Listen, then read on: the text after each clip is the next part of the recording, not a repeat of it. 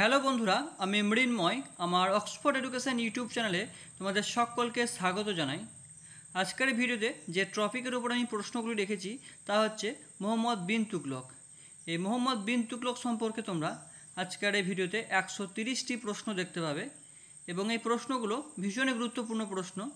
তোমরা প্রশ্নগুলো দেখলে সেটা বুঝতে পারবে। এই প্রশ্নগুলো সব NCERT best history question. Mohammad bin Tughlaq সম্পর্কে যাবতীয় খুঁটিনাটি প্রশ্ন তোমরা আজকের এই ভিডিওতে পেয়ে যাবে। তাই প্রশ্ন সংখ্যা একটু বেশি হয়েছে, টোটাল 130টা প্রশ্ন। এর আগের যে ভিডিওগুলি আমি আপলোড করেছি মধ্যযুগের ইতিহাস থেকে দাস বংশ, খিলজি বংশ, সেই ভিডিওগুলো তোমরা দেখতে চাইলে আমার চ্যানেলের প্লেলিস্ট থেকে তোমরা দেখতে পারো। সেই ভিডিওগুলো ঠিক প্রতিটা শাসকের ওপর আলাদা আলাদা ভিডিও করা আছে, তো সেই ভিডিওগুলো তোমরা আমার চ্যানেলের প্লেলিস্ট থেকে দেখতে পারো। এরপরের যে টপিকের উপর আমি ভিডিও নিয়ে আসবো সেটা হচ্ছে ফিরোজ শাহ তুগলক। এই ফিরোজ শাহ তুগলকের উপর তোমরা এরপরের ভিডিও পেয়ে যাবে। তো বন্ধুরা আর বেশি কিছু বলবো না, ভিডিওতে যাওয়ার আগে তোমাদের কাছে একটা ছোটো রিকোয়েস্ট থাকবে আমার। তোমরা যারা আমার এই চ্যানেল নতুন আছো বা প্রথমবার আমার এই ভিডিও দেখছো তারা অবশ্যই আমার চ্যানেলটাকে সাবস্ক্রাইব করে নাও এবং সাথে সাথে পাশে থাকা বেল আইকনটি ক্লিক করে অল নোটিফিকেশান অন করে রাখো, কারণ এর পরবর্তীকালে যে প্র্যাকটিস সেটগুলো আমি আপলোড করব সেগুলো সবার আগে দেখার জন্য। তো চলো বন্ধুরা যাওয়া যাক মূল প্রশ্নগুলিতে। প্রথম প্রশ্ন তোমরা স্ক্রিনে দেখতে পাচ্ছ যে মোহাম্মদ বিন তুগলকের প্রকৃত নাম কী ছিল। তো মোহাম্মদ বিন তুগলকের প্রকৃত নাম ছিল জুনা খাঁ। পরের প্রশ্ন 2 নম্বর, মোহাম্মদ বিন তুগলকের পিতার নাম কী ছিল। তো মোহাম্মদ বিন তুগলকের পিতার নাম ছিল গিয়াসউদ্দিন তুগলক। পরের প্রশ্ন, মোহাম্মদ বিন তুগলকের কাকার নাম কী ছিল। তো মোহাম্মদ বিন তুগলকের কাকার নাম ছিল রজব। পরের প্রশ্ন 4 নম্বর, মোহাম্মদ বিন তুগলকের শিক্ষাগুরুর নাম কী ছিল। তো মোহাম্মদ বিন তুগলকের শিক্ষাগুরুর নাম ছিল কুতুল খান। নামটা মনে রাখবে যে কুতুল খান। পরের প্রশ্ন, মোহাম্মদ বিন তুগলকের ধর্মগুরুর নাম কী ছিল। তো মোহাম্মদ বিন তুগলকের যে ধর্মগুরু ছিলেন তার নাম হচ্ছে নিজামউদ্দিন আউলিয়া। পরের প্রশ্ন, দিল্লির কোন সুলতান একজন বিখ্যাত হস্তলিপি শিল্পী ছিলেন। তো হস্তলিপি শিল্পী ছিলেন দিল্লির কোন সুলতান, উত্তর হয়ে যাবে মোহাম্মদ বিন তুগলক। পরের প্রশ্ন, দিল্লির কোন সুলতান সব থেকে বেশি শিক্ষিত ছিলেন। তো দিল্লি যতজন সুলতান সিংহাসনে বসেছিলেন তাদের মধ্যে সবচেয়ে বেশি শিক্ষিত ছিলেন মোহাম্মদ বিন তুগলক। পরের প্রশ্ন, দিল্লি সুলতানেদের সর্বাধিক জ্ঞানী শাসক যিনি জ্যোতির্বিজ্ঞান, গণিত এবং চিকিৎসা সহ অনেকগুলো শাখার বিশেষজ্ঞ ছিলেন তার নাম কি। তো তার নাম হচ্ছে মোহাম্মদ বিন তুগলক।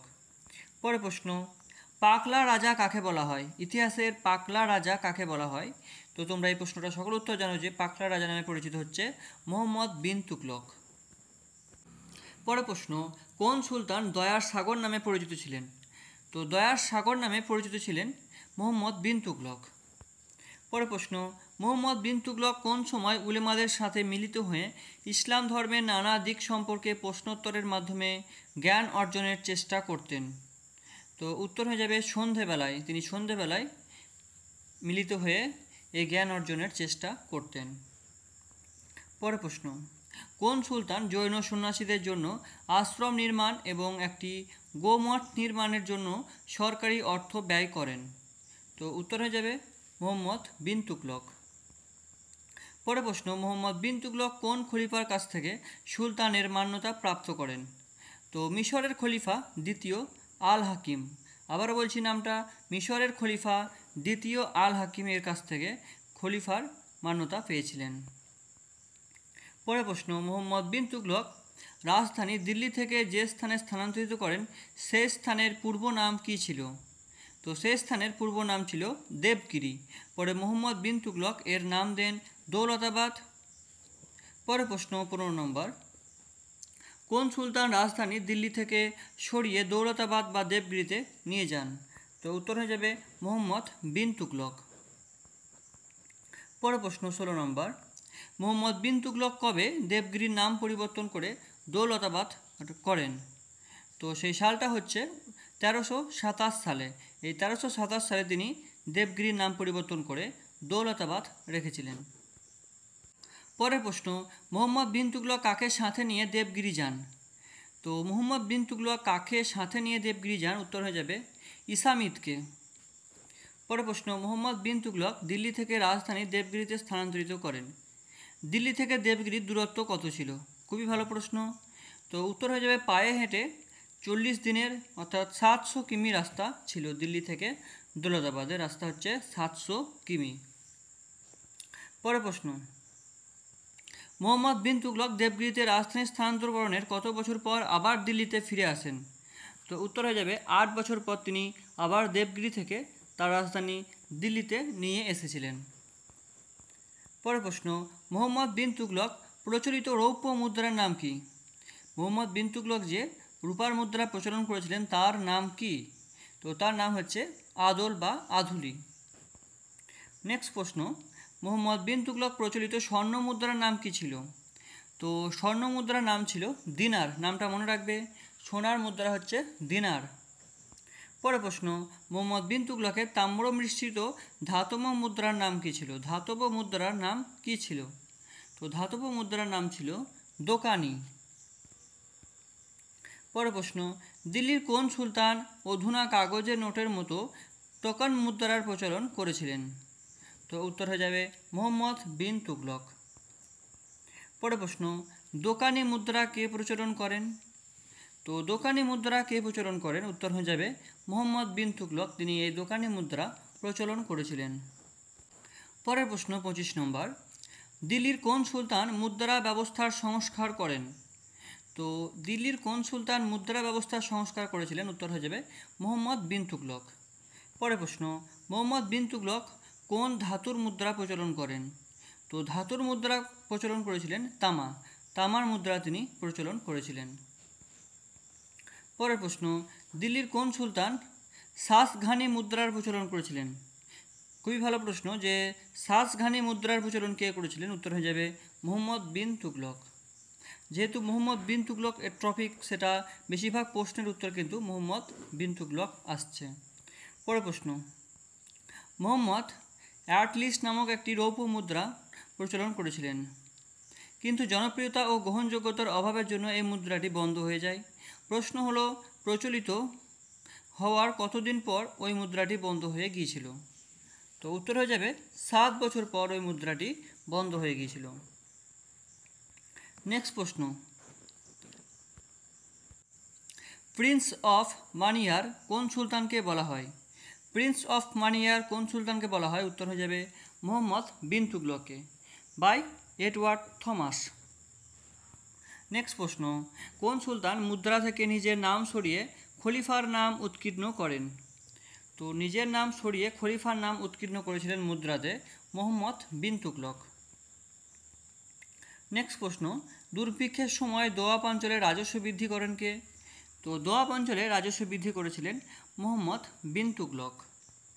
পরের প্রশ্ন, দিল্লির কোন সুলতান সর্বপ্রথম দুর্ভিক্ষ আইন প্রবর্তন করেন?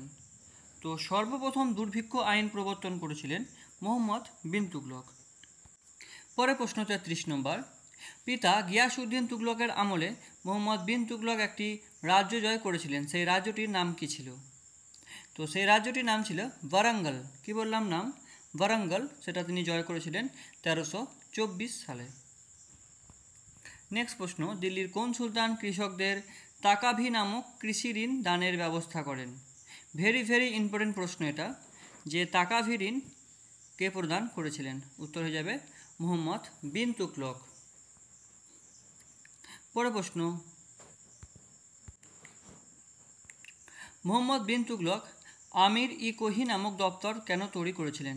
ভেরি ভেরি ইম্পর্টেন্ট এই প্রশ্নটাও, যে আমির ই কোহি দপ্তর কে তৈরি করেছিলেন? উত্তর হয়ে যাবে মুহাম্মদ বিন তুগলক। যদি বলে কেন তৈরি করেছিলেন, উত্তর হয়ে যাবে কৃষি ব্যবস্থার উন্নতির জন্য। ঠিক আছে, পতিত জমি উদ্ধারের জন্য তিনি এই আমির ই কোহি নামক দপ্তর তৈরি করেছিলেন। পরের প্রশ্ন, দিল্লির কোন সুলতান ভিজিলেন্স সিস্টেম চালু করেন? তো ভিজিলেন্স সিস্টেম চালু করেছিলেন মুহাম্মদ বিন তুগলক। পরের প্রশ্ন, মুহাম্মদ বিন তুগলক যে ভিজিলেন্স সিস্টেম গড়ে তোলেন তার নাম কি ছিল? তো তার নাম ছিল দেওয়ান ই সিয়াসত। নামটা মনে রাখবে, আবারও বলছি যে দেওয়ান ই সিয়াসত। নেক্সট প্রশ্ন, উলাক ব্যবস্থা কে প্রচলন করেন? উলাক উলাক ব্যবস্থা কে পরিচালনা করেন? উত্তর হয়ে যাবে মোহাম্মদ বিন তুগলক। নেক্সট প্রশ্ন, দেওয়ান ই কোহি কে স্থাপন করেন? একটু আগে প্রশ্নটা দেখলাম যে দেওয়ান ই কোহি কে স্থাপন করেন? উত্তর হয়ে যাবে মোহাম্মদ বিন তুগলক। পরের প্রশ্ন, ভারতে কে সর্বপ্রথম সতীদাহ প্রথা বন্ধ করার প্রচেষ্টা করেছিলেন? সর্বপ্রথম সতীদাহ প্রথা বন্ধ করার প্রচেষ্টা করেছিলেন মোহাম্মদ বিন তুগলক, যিনি সফল হতে পারেননি। পরের প্রশ্ন, কার রাজত্বকালে সুলতানি সাম্রাজ্যের আয়তন সবচেয়ে বেশি হয়েছিল? তো এটা খুব গুরুত্বপূর্ণ প্রশ্ন একটা, যে কার রাজত্বকালে সুলতানি সাম্রাজ্যের আয়তন সবচেয়ে বেশি হয়েছিল? উত্তর হয়ে যাবে মোহাম্মদ বিন তুগলকের সময়ে। পরের প্রশ্ন, মোহাম্মদ বিন তুগলক দিল্লিতে যে শহরের গোড়াপত্তন করেন তার নাম কী ছিল? তো তার নাম ছিল ইন্দ্রপ্রস্থ। পরের প্রশ্ন, স্বর্গদ্বারী যেখানে মোহাম্মদ বিন তুগলক 2.5 বছর কাটিয়েছিলেন সেই স্থানটি বর্তমানে কোথায় অবস্থিত? তো সেই স্থানটি বর্তমানে উত্তরপ্রদেশের কানপুরে অবস্থিত। পরের প্রশ্ন, দিল্লির কোন সুলতান রাজনীতিতে ধর্মের অনুপ্রবেশ বন্ধ করেন? রাজনীতিতে ধর্মের অনুপ্রবেশ বন্ধ করেছিলেন মোহাম্মদ বিন তুগলক। পরের প্রশ্ন, মোহাম্মদ বিন তুগলকের আমলে ঘোড়ার ডাক ব্যবস্থাকে কি বলেন? মোহাম্মদ বিন তুগলকের আমলে ঘোড়ার ডাক ব্যবস্থাকে কি বলা হতো? উত্তর হয়ে যাবে উলাক। উলাক বলা হতো। পরের প্রশ্ন, কার আমলে বিজয়নগর ও বাহমনি সালতানাত প্রতিষ্ঠিত হয়? ভেরি ভেরি ইম্পর্টেন্ট প্রশ্ন, যে বিজয়নগর ও বাহমনি সালতানাত কবে প্রতিষ্ঠিত হয়েছিল এবং কার আমলে? উত্তর হয়ে যাবে মোহাম্মদ বিন তুগলকের আমলে প্রতিষ্ঠিত হয়েছিল। যদি বলে কবে কবে, উত্তর হয়ে যাবে বিজয়নগর প্রতিষ্ঠিত হয়েছিল 1336 সালে এবং বাহমনি সালতানাত প্রতিষ্ঠিত হয়েছিল 1347 সালে। পরের প্রশ্ন, হরিহর সালটা একটু মিস্টেক আছে স্পেলিংটা, ঠিক আছে, এটা 1347ই হবে, বাহমনি সালতানাত। পরের প্রশ্ন, হরিহর বুক্ক যখন দক্ষিণ ভারত বিজয়নগর সাম্রাজ্য স্থাপন করেন তখন দিল্লির সুলতান কে ছিলেন? তো হরিহর বুক্ক যখন দক্ষিণ ভারতে বিজয়নগর সাম্রাজ্য স্থাপন করেন তখন দিল্লির সুলতান ছিলেন মোহাম্মদ বিন তুগলক। পরের প্রশ্ন, মোহাম্মদ বিন তুগলকের সমসাময়িক বাহমনি রাজ্যের শাসক কে ছিলেন? তো মোহাম্মদ বিন তুগলকের সমসাময়িক বাহমনি রাজ্যের শাসক কে ছিলেন? উত্তর হয়ে যাবে হাসান গাঙ্গ বাহমান শাহ। পরের প্রশ্ন, মোহাম্মদ বিন তুগলকের সমসাময়িক মাদুরাই এর শাসক কে ছিলেন? তো মোহাম্মদ বিন তুগলকের সমসাময়িক মাদুরাইয়ের শাসক ছিলেন জালালউদ্দিন আহসান শাহ। নেক্সট প্রশ্ন, দিল্লির কোন সুলতান পোস্টাল সিস্টেম চালু করেন? পোস্টাল সিস্টেম গুরুত্বপূর্ণ প্রশ্ন একটা, এটা পোস্টাল সিস্টেম চালু করেছিলেন মোহাম্মদ বিন তুগলক। অনেকে মনে করেন যে গিয়াসউদ্দিন তুগলক, আসলে গিয়াসউদ্দিন তুগলক চালু করার চেষ্টা করলেও তিনি পোস্টাল সিস্টেম চালু করতে পারেননি, তাই উত্তর হয়ে যাবে পোস্টাল সিস্টেমের ক্ষেত্রে মোহাম্মদ বিন তুগলক। পরের প্রশ্ন, দিল্লির কোন সুলতান সেনাবাহিনীতে দশমিক প্রথা চালু করেন? ভেরি ভেরি ইম্পর্টেন্ট প্রশ্ন এটা, দশমিক প্রথা কে চালু করেছিলেন? ঠিক আছে, ডেসিমেল সিস্টেম। তো উত্তর হয়ে যাবে মোহাম্মদ বিন তুগলক। পরের প্রশ্ন, মোহাম্মদ বিন তুগলক প্রচলিত পায়ে হেঁটে ডাক ব্যবস্থাকে কি বলা হতো? উত্তর হয়ে যাবে দাওয়া। দাওয়া বলা হতো। পরের প্রশ্ন, দিল্লির কোন সুলতান ভারতে প্রথম কৃষি মন্ত্রক স্থাপন করেন? দিল্লির কোন সুলতান ভারতে প্রথম কৃষি মন্ত্রক স্থাপন করেছিলেন? উত্তর হয়ে যাবে মোহাম্মদ বিন তুগলক। পরের প্রশ্ন, মধ্যযুগের কোন শাসক প্রথম কোনো কৃষি মন্ত্রক বা কৃষি সচিব রেখেছিলেন? তো উত্তর হয়ে যাবে মোহাম্মদ বিন তুগলক। পরের প্রশ্ন, দিল্লির কোন সুলতান দেওয়ান ই সিয়াসত নামক পদটি সৃষ্টি করেন? দেওয়ান ই সিয়াসত নামক পদটি সৃষ্টি করেছিলেন? উত্তর হয়ে যাবে মোহাম্মদ বিন তুগলক। পরের প্রশ্ন, দিল্লির কোন সুলতান জাহানপানাহ নগর শহরটি নির্মাণ করেছিলেন? খুবই গুরুত্বপূর্ণ প্রশ্ন যে জাহানপানাহ শহরটি কে নির্মাণ করেছিলেন? উত্তর হয়ে যাবে মোহাম্মদ বিন তুগলক। পরের প্রশ্ন, মোহাম্মদ বিন তুগলক কবে কারাজল অভিযান করেন?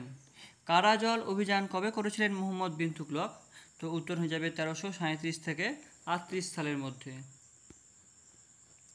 পরের প্রশ্ন, মোহাম্মদ বিন তুগলক কবে নাগরকোট জয় করেন? নাগরকোট কবে জয় করেছিলেন? তো নাগরকোট জয় করেছিলেন 1337 সালে। নেক্সট প্রশ্ন, মোহাম্মদ বিন তুগলক চীনের কোন রাজার দরবারে দূত পাঠান? তো চীনের যে রাজা ছিলেন যার দরবারে মোহাম্মদ বিন তুগলক দূত পাঠিয়েছিলেন তার নাম হচ্ছে কুবলাই খাঁ। নামটা মনে রাখবে, কুবলাই খাঁ। পরের প্রশ্ন, মোহাম্মদ বিন তুগলক কোন মঙ্গল নেতার অনুকরণে ব্রোঞ্জের অর্থাৎ কাঁসার মুদ্রা প্রচলন করেন? তো উত্তর হয়ে যাবে কুবলাই খানের অনুকরণে তিনি এই মুদ্রা চালু করেছিলেন। পরের প্রশ্ন, মোহাম্মদ বিন তুগলক বাংলাকে কয়টি ইক্তায় ভাগ করেন? কয়টি ইক্তায় ভাগ করেছিলেন মোহাম্মদ বিন তুগলক বাংলাকে? উত্তর হয়ে যাবে 3টি ইক্তায়। পরের প্রশ্ন, মোহাম্মদ বিন তুগলক কোন হিন্দু মন্দির পুনরায় নির্মাণ করেন?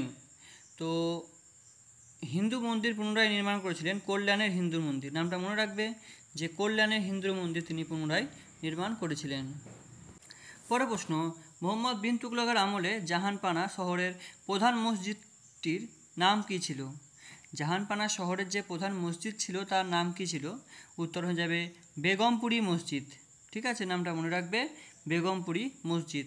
এটি দিল্লির নিকটে বেগমপুরের শ্রী অরবিন্দ রোডে অরবিন্দ আশ্রমের কাছে অবস্থিত। পরের প্রশ্ন, দিল্লির কোন সুলতান সর্বপ্রথম সুলতানের সাম্রাজ্যকে দারুল ইসলামের অংশ বলে চিহ্নিত করেন? তো উত্তর হয়ে যাবে মোহাম্মদ বিন তুগলক দারুল ইসলাম এর অংশ হিসাবে চিহ্নিত করেছিলেন। পরের প্রশ্ন, ফাখর উদ্দিন দিল্লির কোন সুলতানের রাজত্বকালে বিদ্রোহ ঘোষণা করেন? তো ফাখর উদ্দিন বিদ্রোহ ঘোষণা করেছিল মোহাম্মদ বিন তুগলকের আমলে। পরের প্রশ্ন, দিল্লির কোন সুলতান চীনের সাথে কূটনৈতিক সম্পর্ক স্থাপন করেন? খুবই গুরুত্বপূর্ণ প্রশ্ন যে দিল্লির কোন সুলতান চীনের সাথে কূটনৈতিক সম্পর্ক স্থাপন করেন? তো উত্তর হয়ে যাবে মোহাম্মদ বিন তুগলক। পরের প্রশ্ন, বিখ্যাত জৈন পণ্ডিত রাজশেখর দিল্লির কোন সুলতানের পৃষ্ঠপোষকতা লাভ করেন? বিখ্যাত জৈন পণ্ডিত রাজশেখর দিল্লির কোন সুলতানের পৃষ্ঠপোষকতা লাভ করেছিলেন? উত্তর হয়ে যাবে মোহাম্মদ বিন তুগলক। পরের প্রশ্ন, কোন সুলতানের রাজনৈতিক আদর্শের মূল কথা ছিল ভারতের রাজনৈতিক ও ভাবগত ঐক্য প্রতিষ্ঠা? উত্তর হয়ে যাবে মোহাম্মদ বিন তুগলক। পরের প্রশ্ন, মৃত্যুর পূর্বে মোহাম্মদ বিন তুগলক কাকে বলেছিলেন আমার রাজ্য রোগগ্রস্ত, কোনো চিকিৎসাই তাকে সুস্থ করতে পারবে না? এটা বলেছিলেন জিয়াউদ্দিন বারনিকে। খুবই ভালো কথা এটা যে আমার রাজ্য হচ্ছে রোগগ্রস্ত, কোনো চিকিৎসকই ইহাকে সুস্থ করতে পারবে না। জিয়াউদ্দিন বারনিকে মোহাম্মদ বিন তুগলক তার মৃত্যুর পূর্বে কথা বলেছিলেন। পরের প্রশ্ন, দিল্লির কোন সুলতান নামাজ পড়ার সময় বলবন থেকে শুরু করে পূর্বসূরিদের নাম মুছে দিয়েছিলেন? তো উত্তর হয়ে যাবে মোহাম্মদ বিন তুগলক। পরের প্রশ্ন, দিল্লির কোন সুলতানের আমলে দক্ষিণ ভারতে প্রথম ফার্সি চর্চা ছড়িয়ে পড়ে? ফার্সি চর্চা ছড়িয়ে পড়েছিল দক্ষিণ ভারতে প্রথম কোন সুলতানের আমলে? উত্তর হয়ে যাবে মোহাম্মদ বিন তুগলকের আমলে। পরের প্রশ্ন, না দেখে কোরআন বলতে পারতেন কোন সুলতান? না দেখে কোরআন বলতে পারতেন, তার মুখস্থ বলতে পারতেন কোন সুলতান? উত্তর হয়ে যাবে মোহাম্মদ বিন তুগলক। পরের প্রশ্ন, মোহাম্মদ বিন তুগলকের সর্বশেষ আক্রমণ কোনটি ছিল? তো সর্বশেষ আক্রমণ কোনটি ছিল? উত্তর হয়ে যাবে 1351 সালের ঠাট্টার তাগির বিদ্রোহ। ঠাট্টার তাগির বিদ্রোহ ছিল তার সর্বশেষ আক্রমণ। পরের প্রশ্ন, মোহাম্মদ বিন তুগলক কার বিদ্রোহ দমন করতে গিয়ে মারা যান? তো উত্তর হয়ে যাবে অঘির খান। নামটা মনে রাখবে যে অঘির খানের বিদ্রোহ দমন করতে গিয়ে মোহাম্মদ বিন তুগলক মারা গিয়েছিলেন। পরের প্রশ্ন, ইবন বতুতা দিল্লির কোন সুলতানের আমলে ভারতে আসেন? ভেরি ইম্পর্টেন্ট প্রশ্ন এটা যে ইবন বতুতা কোন সুলতানের আমলে ভারতে এসেছিলেন? উত্তর হয়ে যাবে মোহাম্মদ বিন তুগলকের আমলে তিনি ভারতে এসেছিলেন। পরের প্রশ্ন, ইবন বতুতা রচিত গ্রন্থটির নাম কী ছিল? মোস্ট ইম্পর্টেন্ট প্রশ্ন এটা যে ইবন বতুতা রচিত গ্রন্থটির নাম কী ছিল? উত্তর হয়ে যাবে কিতাব উল রেহলা। অনেক সময় বইটার নাম দিয়ে দেবে যে কিতাব উল রেহলা এর গ্রন্থটি রচিতাকে, তো উত্তর হয়ে যাবে ইবন বতুতা। নামটা মনে রাখবে ইবন বতুতা। ইবন বতুতা লেখা গ্রন্থ হচ্ছে কিতাব উল রেহলা। পরের প্রশ্ন, ইবন বতুতা মোহাম্মদ বিন তুগলকের প্রধান কাজী হিসাবে কত বছর দায়িত্বভার গ্রহণ করেন? তো প্রধান কাজী হিসাবে দায়িত্বভার গ্রহণ করেছিলেন 8 বছর ইবন বতুতা। পরের প্রশ্ন, মোহাম্মদ বিন তুগলক কাকে দূত রূপে চীনের সম্রাটের কাছে পাঠান?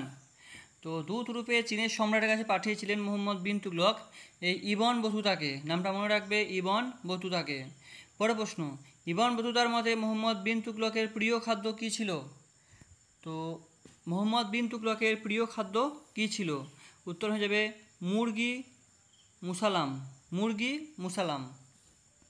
পরের প্রশ্ন, দিল্লি সুলতানদের মধ্যে জ্ঞানী মুখ কাকে বলা হয়? দিল্লি সুলতানদের মধ্যে জ্ঞানী মুখ কাকে বলা হয়? উত্তর হয়ে যাবে মোহাম্মদ বিন তুগলককে।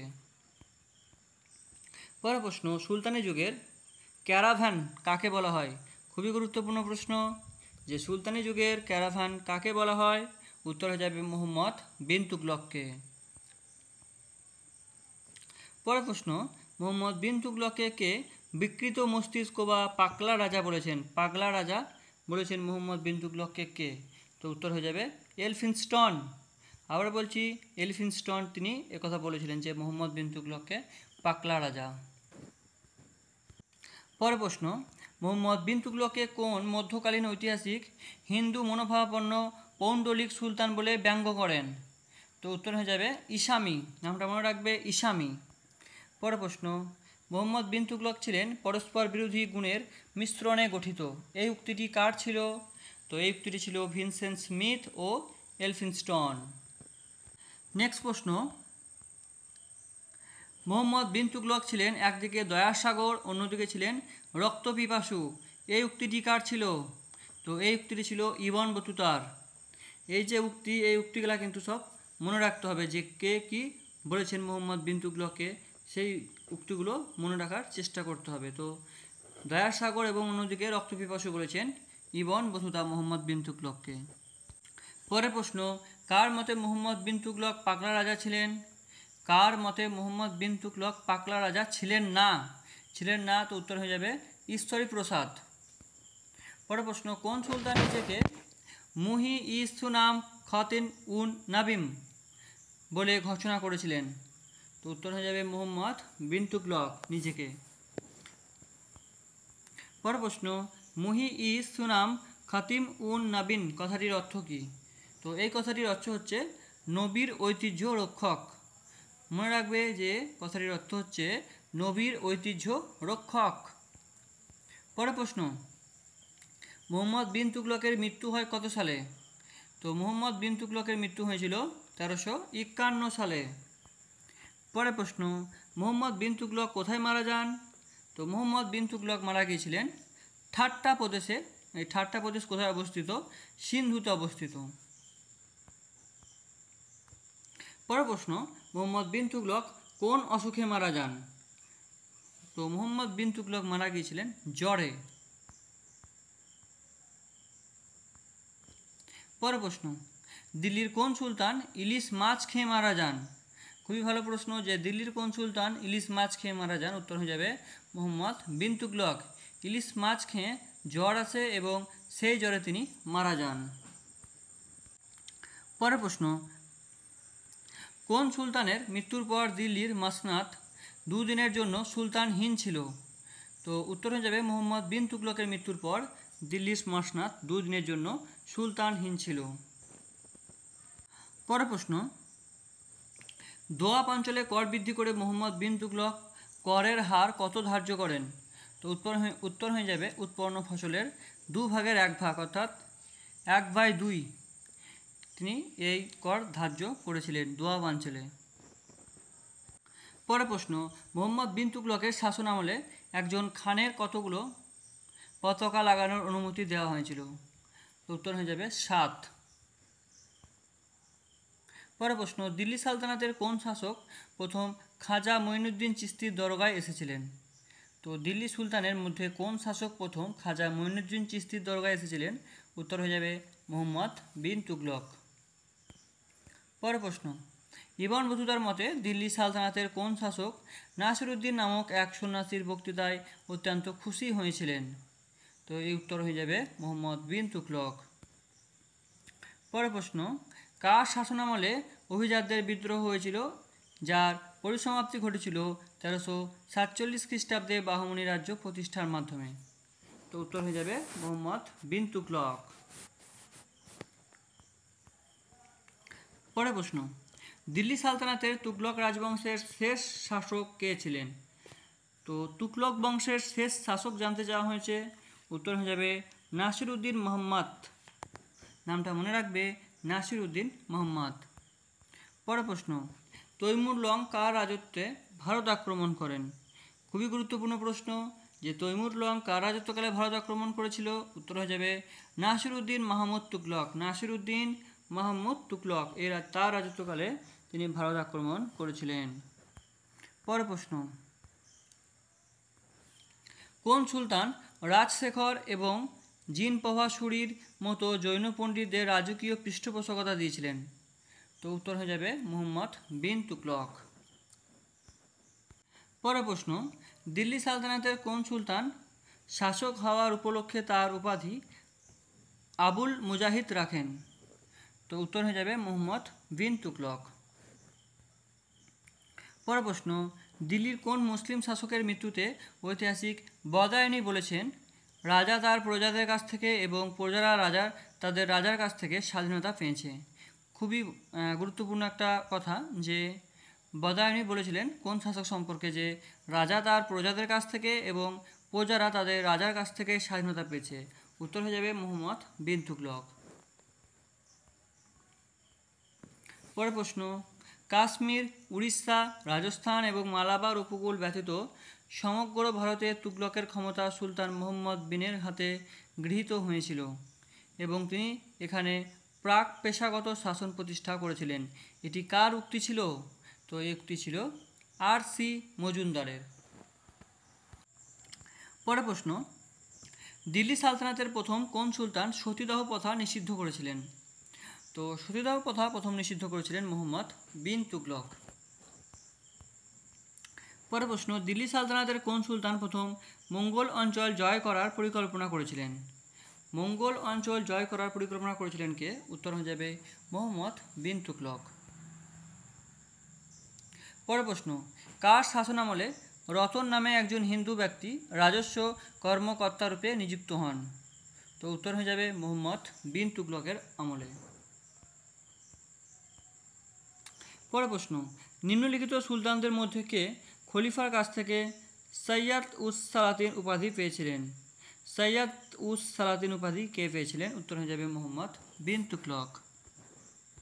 পরের প্রশ্ন, কার মতে মুহাম্মদ বিন তুগলক ছিলেন প্রথম মুসলিম শাসক যিনি হোলি এবং অন্যান্য হিন্দু উৎসবে অংশগ্রহণ করতেন এবং গঙ্গার জল পান করতেন? তো উত্তর হয়ে যাবে জিয়াউদ্দিন বরনী, তিনি মুহাম্মদ বিন তুগলক সম্পর্কে এই কথা বলেছিলেন। পরের প্রশ্ন, কোন সংস্কৃত শিলালিপিতে মুহাম্মদ বিন তুগলককে পৃথিবীর সমস্ত সম্রাটের মধ্যে মুকুটের মুক্তা বলা হয়েছে? তো উত্তর হয়ে যাবে সারবন শিলালিপিতে। নামটা মনে রাখবে যে সারবন শিলালিপিতে। পরের প্রশ্ন, কোন দুই ঐতিহাসিকের মতে মুহাম্মদ বিন তুগলক ব্যক্তিগতভাবে যোগীদের সাথে বিতর্ক করতেন? উত্তর হয়ে যাবে ইসামি ও ইবন বতুতা। পরের প্রশ্ন, কার সাম্রাজ্য সম্পর্কে সাধারণ মানুষজন বলতো জাহানপানার সালতানাত দিল্লি থেকে পালাউম পর্যন্ত ছড়িয়ে পড়ে? উত্তর হয়ে যাবে নাসির উদ্দিন মাহমুদ। পরের প্রশ্ন, সুলতান মুহাম্মদ বিন তুগলক কবে রাজধানী দিল্লি থেকে দক্ষিণে দেবগিরিতে স্থানান্তর করেছিলেন? তো উত্তর হয়ে যাবে 1327 খ্রিস্টাব্দে তিনি দিল্লি থেকে দেবগিরিতে রাজধানী স্থানান্তর করেছিলেন। পরের প্রশ্ন, 1327 সালে মুহাম্মদ বিন তুগলক তার রাজধানী দিল্লি থেকে দেবগিরি স্থানান্তরিত করেন এবং এর নামকরণ কী করেন? তো এর নামকরণ করেছিলেন দৌলতাবাদ। নামটা মনে রাখবে, দৌলতাবাদ। পরের প্রশ্ন, মুহাম্মদ বিন তুগলক কী উদ্দেশ্যে দেওয়ান-ই-কোহি নামে একটি বিভাগ স্থাপন করেছিলেন? তো দেওয়ান-ই-কোহি নামক বিভাগটি স্থাপন করেছিলেন কৃষির উন্নয়নের জন্য। পরের প্রশ্ন, স্বর্গদুয়ারি শিবিরটি কোন সুলতানের সাথে সম্পর্কিত ছিল? স্বর্গদুয়ারি শিবিরটি কোন সুলতানের সাথে সম্পর্কিত ছিল? উত্তর হয়ে যাবে মুহাম্মদ বিন তুগলকের সাথে। পরের প্রশ্ন, দিল্লি সালতানাতের কোন শাসক আমির ই সাদাহকে হয়রানি করেছিলেন? তো উত্তর হয়ে যাবে মোহাম্মদ বিন তুগলক। পরের প্রশ্ন, ওয়ালি ও আমিরের পথ আলাদা করেন কে? ওয়ালি ও আমিরের পথ আলাদা করেন কে? উত্তর হয়ে যাবে মোহাম্মদ বিন তুগলক। পরের প্রশ্ন, আলাউদ্দিন খলজি ও মোহাম্মদ বিন তুগলকের শাসনামলে ভূমি রাজস্বের হার সঠিকভাবে বেছে নিন। তো উত্তর হয়ে যাবে আলাউদ্দিন খলজি 1/2 এবং মোহাম্মদ বিন তুগলক কিন্তু 1/2 রাজস্ব আদায় করতেন, অর্থাৎ উৎপন্ন ফসলের অর্ধেক তারা রাজস্ব হিসাবে নিতেন। পরের প্রশ্ন, মাকড়সা কিসরার খিলানে জাল বিছিয়েছে?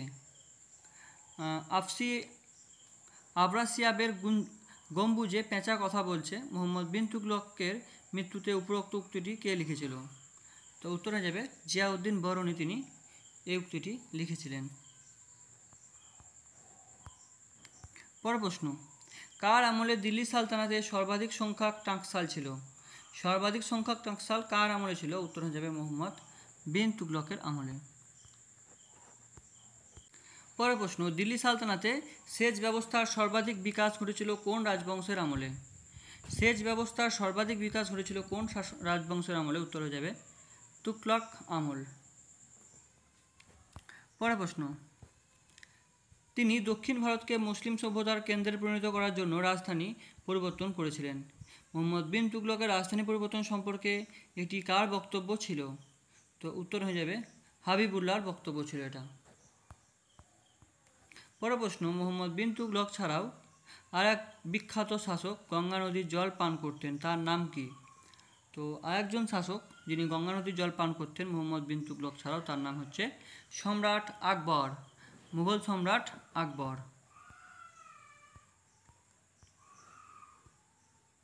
পরের প্রশ্ন, এই শাসকের আমলে দিল্লির কোষাগারে সব দিক থেকে এত রাজস্ব এসেছিল যা পূর্বের কোনো শাসকের আমলে আসেনি।